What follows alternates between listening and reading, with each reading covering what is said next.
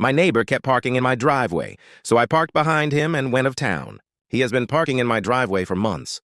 I've asked him not to, over and over, but every time I confront him, he just shrugs and says, "Relax, it's just for a sec." But it was never just a sec.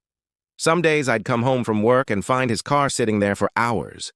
And when he had friends over, he'd actually invite them to park in my driveway like it was his personal overflow lot. The final straw came last Friday.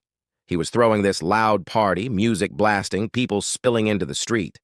I came home to see not one, but two cars completely blocking my driveway. I knocked on his door and one of his guests stumbled out, beer in hand, and sneered, "Chill out, man. I don't have to move my car. We're guests." I clenched my jaw. I had plans to leave town for the long weekend, and here were two strangers telling me I had no right to my own property. My neighbor popped his head out, grinning like this was all a big joke, and said, "Don't be a buzzkill, bro, just park on the street." So I did what any reasonable, slightly vindictive person would do. I grabbed my keys, pulled my car right up behind theirs, boxed them in tight, and left for the weekend. Locked everything up, packed my bags, and called an Uber to the airport. A few hours later, my phone started buzzing like crazy. Missed calls, voicemails, texts. The last one just said, "Dude, what are you doing? My guests need to leave." I didn't answer. But when I came back Sunday night, that's when things got interesting. The two cars were still there, except one had a huge dent in the side.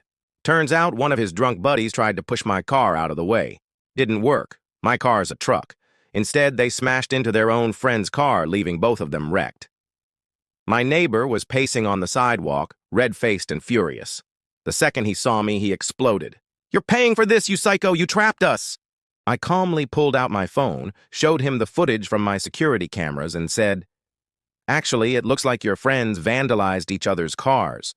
On my property. Without permission." His face went pale. I wasn't done. I added, "Oh, and I called the police before I left Friday. Trespassing, illegal parking, public disturbance. They'll want to see this footage too." That's when one of his guests muttered, "Dude, you told us it was cool to park here." The whole crowd turned on him instantly. By the end of the week, two of his friends had filed small claims against him for damages. His landlord got wind of the complaints, and let's just say the neighborhood suddenly got very quiet. He doesn't park in my driveway anymore. In fact, I don't think he even dares look at it when he walks past. But here's what I keep wondering. Was boxing him in petty? Or was it the only way to teach a man like that a lesson? Follow and comment your thoughts.